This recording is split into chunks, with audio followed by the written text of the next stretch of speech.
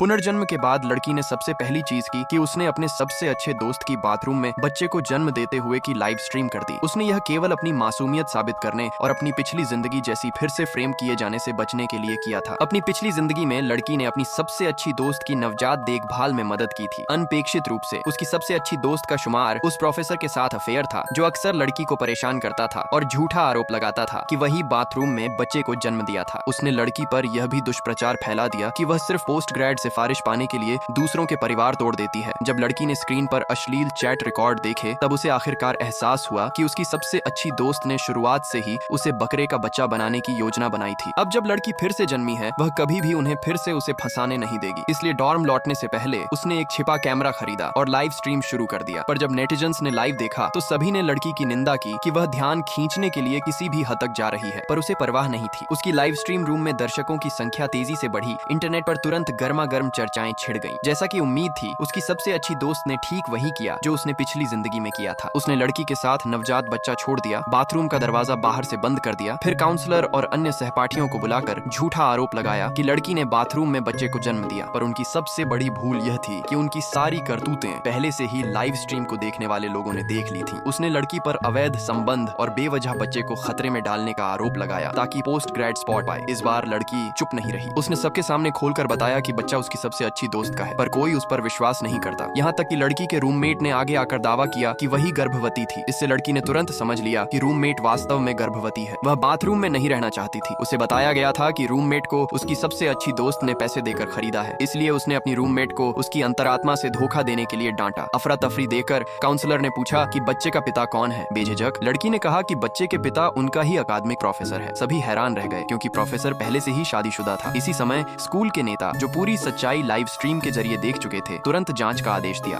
उन्होंने live stream को ground के बड़े स्क्रीन से जोड़ डालने का भी अनुरोध किया ताकि हर कोई सच देख सके और लड़की की मासूमियत सिद्ध हो सके। पर तभी प्रोफेसर और उसकी पत्नी भी स्कूल पहुंचे। प्रोफेसर की पत्नी पहले से ही शक कर रही थी कि उसका पति अजीब व्यवहार कर रहा है। उसकी सबसे अच्छी दोस्त ने शुरू से ही लड़की की पहचान का इस्तेमाल कर प्रोफेसर के साथ चैट किया था। इससे पत्नी ने गलतफहमी में विश्वास कर लिया कि लड़की ने उसका परिवार बिगाड़ा है। गुस्से में प्रोफेसर की पत्नी ने फिर से लड़की को अपनी कार से टक्कर मारने की कोशिश की, ठीक उसी तरह जैसे पिछली जिंदगी में हुआ था जब लड़की अपनी सबसे अच्छी दोस्त द्वारा रोकी गई थी और भाग न सकी थी, जिससे उसे टकराना पड़ा। इसलिए इस बार लड़की ने अपनी सबसे अच्छी दोस्त से दूरी बनाए रखी, पर उसकी सबसे अच्छी दोस्त उसे जाने देती नहीं थी। उसने सीधे रूममेट के साथ मिलकर लड़की को आगे धकेल दिया। ठीक जब कार लड़की को टक्कर मारने वाली थी, स्कूल के अधिकारी समय पर पहुंचे और प्रोफेसर की पत्नी को रोक दिया।